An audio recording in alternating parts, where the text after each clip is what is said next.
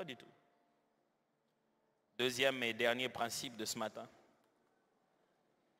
Les généreux n'est pas forcément riche, mais il est un bon gestionnaire. Le généreux n'est pas forcément riche, mais il est un bon gestionnaire. Plusieurs fois.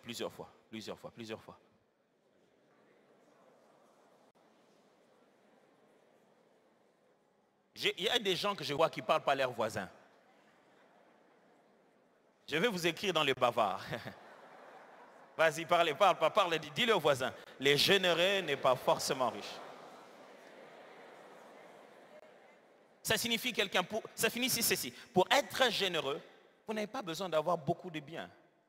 Vous devez juste être capable de gérer le peu que Dieu vous donne. Au point de savoir qu'est-ce qui est à vous et avec quoi vous devez aider les autres. C'est le pauvre qui pense que quand on lui donne, celui qui lui a donné est resté avec plus. Ça, c'est la mentalité de la pauvreté. De croire que chaque fois que quelqu'un te donne, lui-même est resté avec plus. Parce qu'en réalité, la générosité est un sacrifice. Quand quelqu'un te donne, ça ne signifie pas qu'il est resté avec 10 fois plus. Ça signifie qu'il s'est dépouillé lui-même. Ça signifie que ce qu'il reste, il n'en a même pas suffisamment encore pour donner aux autres. C'est un sacrifice que tu reçois. Oh, mais il y a une telle mentalité de pauvreté, surtout dans notre pays. Quand quelqu'un lui donne, $100, et moi, combien? Comment tu peux prouver ça? Comment tu ne peux pas prouver qu'il est resté peut-être qu'avec les $20 qu'il fallait pour la journée? Ça peut être $100, ça c'est belé. Zonk ça. Allez, mais franchement, des fois tu donnes à quelqu'un, tu te dis, même on dirait que le donner c'est lui faire du mal. Il ne comprendra jamais. Pourquoi? Il ne peut pas être généreux lui. Parce qu'il pense que la générosité c'est pour qu'on lui fasse à lui. On ne donnera pas aux autres tant que l'on gère mal ce qu'on a. La raison qui fait que très souvent nous ne sommes pas généreux, parce que nous-mêmes on vit au-delà de nos moyens. Tu payes une maison de $300, tu as un salaire de $600, maison $300. Et toi-même presque chaque semaine, il faut que tu achètes une nouvelle cravate, une nouvelle chemise, parce qu'il faut que tu ailles dans la fête des mariages de tout le monde. Pour lesquels tu n'as pas amené des cadeaux, mais tu es venu bien habillé. Il y a des gens, tu te dis, si vous m'aviez donné l'argent de l'habit que vous avez acheté pour venir dans mon mariage, ça m'aurait plus aidé. Franchement, il faut qu'on laisse les tags dans nos habits de mariage. Comme ça, les mariés vérifient si nos habits, pour les honorer, ne dépassent pas les cadeaux pour les soutenir. Et des fois, les gens, ils viennent dans les mariages, tu te rends compte qu'il est habillé en compétition. C'est-à-dire que si toi-même, le marié, tu n'es pas prêt, on risque de croire que c'est lui le marié. Mais il a pris ça où? Il ne voit même pas venir la fin du mois. Comment pouvez-vous vivre sans voir venir vos responsabilités? Vous ne voyez pas venir le minerval, vous ne voyez pas venir la fin du mois. Et ça vous surprend. Et tout le monde dit la fin du mois, vraiment, la fin du mois, c'est connu dès le début. Et quand tu en as au début, tu consommes mal. Pourquoi? Tu vis sans budget. Plaise à Dieu que pendant ce mois de juillet, on ait le temps d'expliquer ces choses-là. Comment on peut tenir une famille en vivant avec le budget, en vivant avec le peu que l'on a. Tant que tu ne vis pas avec ce que tu as, tu ne penseras jamais donner aux autres. Parce que tu as l'impression toi-même que tu... Et ce n'est pas parce que tu as beaucoup de problèmes, c'est parce que tu ne sais pas gérer ce que tu as.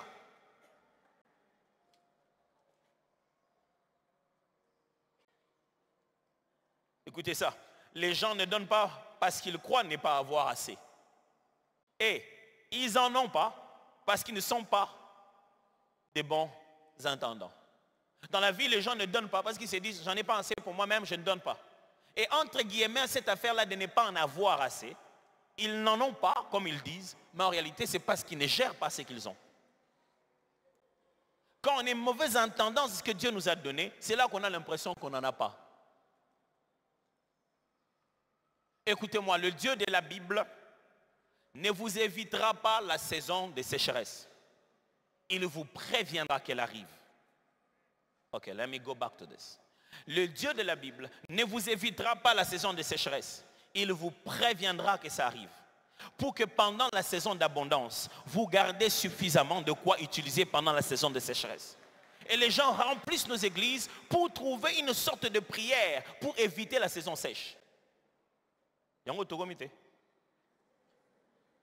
Vous ne pouvez pas faire des prières et des jeûnes pour que durant toute votre vie, vous vivez dans une saison de pluie. Impossible. Dieu est un Dieu des saisons. Vous changerez une saison pour une autre. Parce que quand c'est sec chez vous, c'est à ce moment-là que quelqu'un d'autre est béni aussi. Alors si toi, tu sais que la sécheresse arrive bientôt, tu sais comment garder les temps d'abondance pour que même pendant la sécheresse, tu saches rester toujours fructif. Tu aies de quoi utiliser même pendant la sécheresse.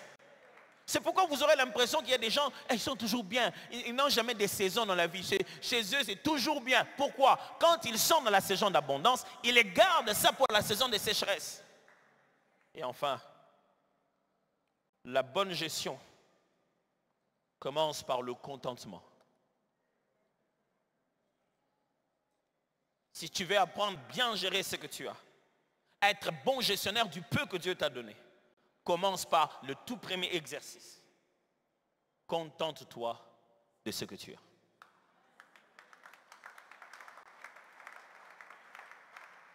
Le contentement, c'est la qualité que Dieu veut que nous puissions développer face à nos biens. Dans les tests de la possession, l'une des premières choses que Dieu veut nous voir développer. Dans le test du fait que Dieu te donne des choses, dans l'école des biens pour développer les caractères, l'un des premiers caractères, c'est le contentement. Paul a dit, j'ai appris à vivre dans le contentement. C'est une école, j'ai appris petit à petit à me rendre compte que ce que j'ai, ça va. Pourquoi tu veux acheter un écran plat pendant qu'un écran gros, tu ne le regardes même pas? Tu penses que quand ça sera plat, maintenant tu vas le regarder. Ah, papa, banate, bana basenga na so moment était là mnene. Et basenga pas so la téléphone. Personne ne regarde cette télé. Mettez une belle décoration de cheminée à l'entrée de votre maison, au salon. Et laissez chacun voir ses écrans personnels alors.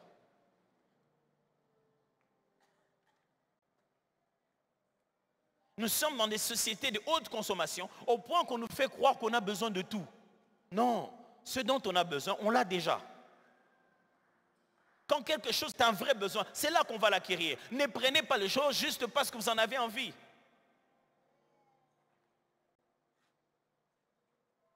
Dans les cas de boutique, on a le verre, on commence et si on a un sac dans un verre, on a fait moi boyer, faites ces ananotés.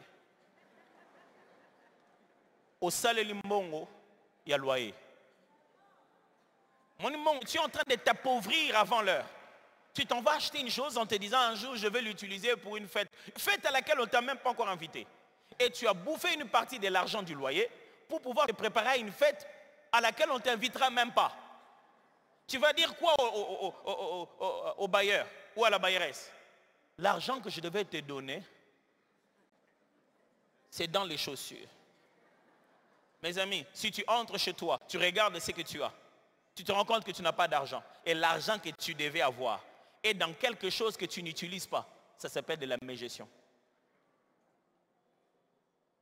Si tu vas, tu te rends compte que j'ai des habits ici avec étiquette. Mais je ne l'utilise pas. Mégestion. Tu as acheté des choses que tu n'avais pas besoin. Si tu te rends compte, prends tout ce que tu crois que tu n'avais pas besoin, vends-le. Récupère l'argent. L'argent, tu en auras besoin. La mentalité de la pauvreté pense que l'argent, c'est pour les dépenses.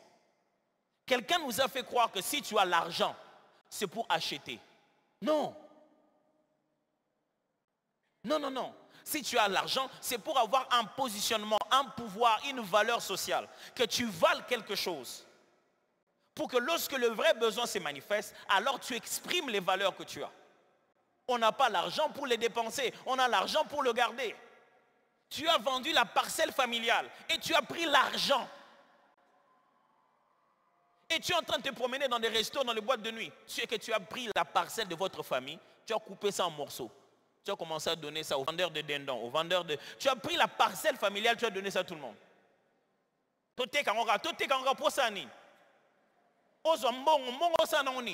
Au dépenser. Après, vous avez déjà vu quelqu'un qui a reçu le bonus du meilleur dépenseur du monde. Ah non, il ne dépense pas trop tôt. On te paye sur ma bonus pour continuer à dépenser. Ça n'existe pas, mes amis.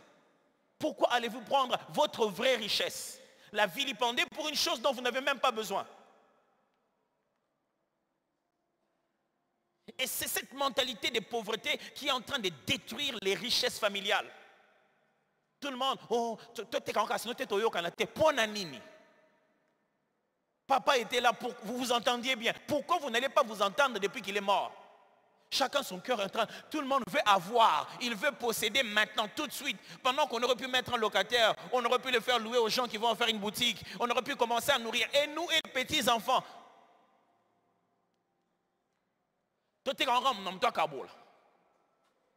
Ils ont même ce langage-là, même pour les pays.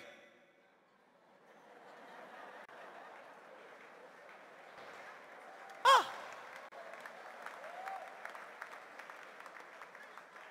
Oh, mboro, tote kangam namta kabola. So oba peso ya Congo, osa noni. Ta part, si on te donnait ta part du Congo, tu en feras quoi? Tu as déjà eu le temps de réfléchir à ça? Mes amis, la générosité n'a rien à voir avec être riche. C'est une question de cœur. La générosité n'a rien à voir avec en avoir beaucoup.